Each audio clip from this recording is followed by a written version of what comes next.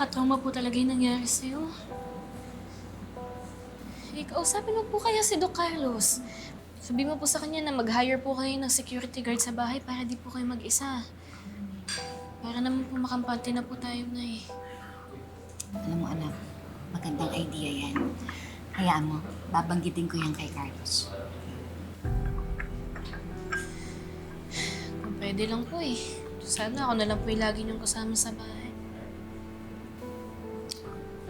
Mga anak eh, kaso hindi pa namin napapaayos yung kwarto mo. Pero kukulitin ko ulit si Carlos para sa ganun kasama na tayo ulit sa bahay. Eh, ikaw, kamusta ka na? Nakapahinga ka na?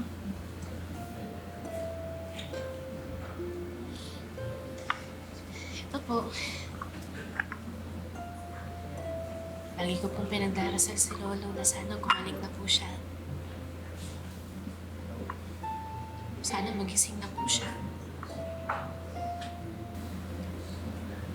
Alam mo po, Nay, nung nawala po si Ninong Cromwell, wala po akong nagawa sa kanya. Iba nga po, hindi ko kinaya, tas nag-walk out po ako sa OR. Kaya simula po nun, nangako na po ako sa sarili ko na hindi na po mangyayari ulit yun. Kapag mahal ko na po sa buhay yung nangangailangan, hindi ko po sila susukuan. Kaya nga po sana kapag kinailangan po ako ni Lolo, kakayanin ko.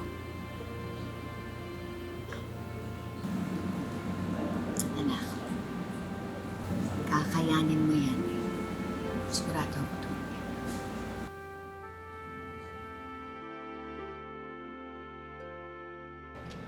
I was just thinking, kung hindi nawala yung memory ko, if I was still a neurosurgeon, could I have done any better for Papa? Well, you were a great surgeon. One of the best, if not, the best in the country. Pero technically, successful naman ang operation ni Carlos sa tatay mo eh.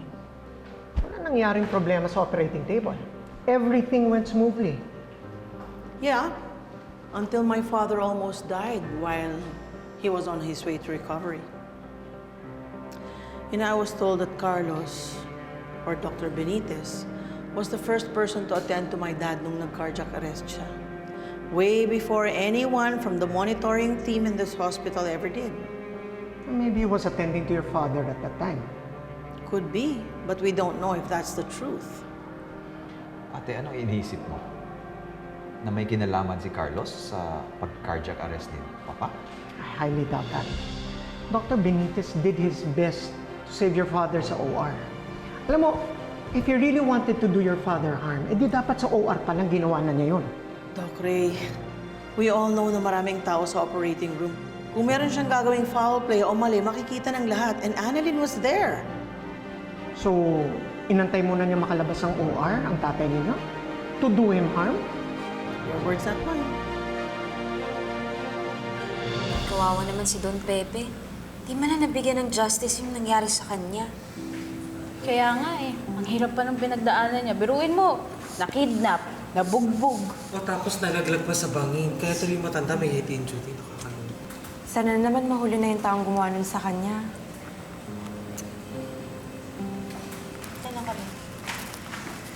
Ay, odo ko, naka-block. Hindi, white talaga yan. Umawa na yung kulay ng buti niya kaya naging black.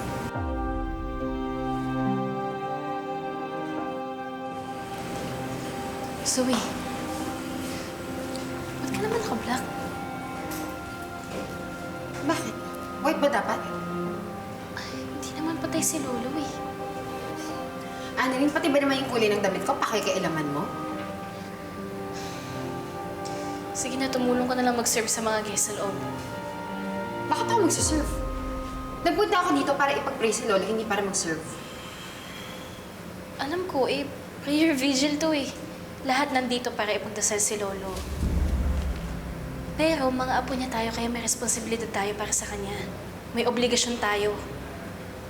Baka mamaya nakalimutan mo rin yun. Zoe, coffee ko mamaya. Ay, ako rin coffee. Ako, Zoe, anything available. Tapos pa-take out din ako Thank you. I-serve niyo yung mga mukha niyo. Tabi nga, tabi. Kaloka. Ay, deserve mo. Kayo naman kasi. Biniro-biro niyo pa. Kasalanan niya. But why? I mean, may away ba silang dalawa? Meron bang nagawa ang tatay ninyo hindi maganda kay Carlos para gumanti siya sa tatay ninyo? May mga disagreements kami ni Carlos. We even suspected na siya yung nanakit sa akin nung time na pinagseselosan niya kami ni Lynette. Pero para saktan niya si Papa? Ate, ang hirap yata paniwalaan na Carlos was behind the cardiac arrest of Papa.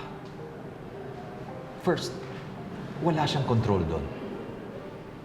And like sinabi nga ni Ray, ginawa niya lahat para makalabas ng buhay si Papa sa OR. Pangalawa, wala naman akong maisip na motibo ni Carlos para gawin yun kay Papa. Dahil wala namang ginawang masama si Papa sa kanya.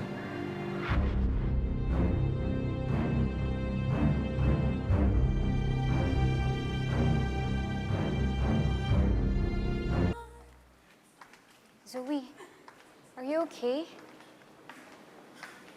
My lolo is fighting for his life. And yung mga tao, imbes na damayan ako, they're mocking me. So do you think I'm okay? Zoe, I'm your friend. Concerned lang naman ako sa'yo eh. Huwag naman pati ako tatarayan mo.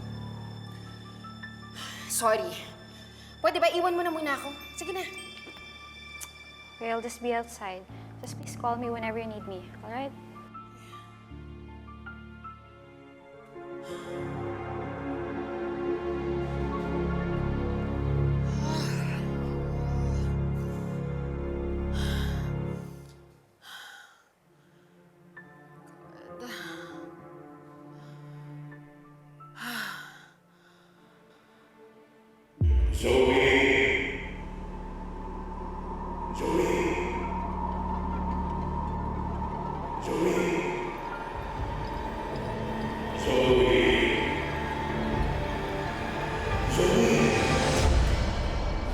Lolo?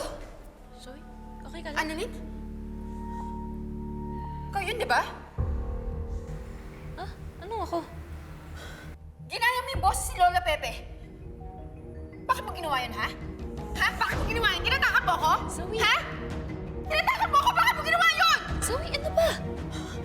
Bakit mo ginawa yun, Annalyn? Bakit mo ginagaya yung boss si Lola Pepe, ha? Zoe!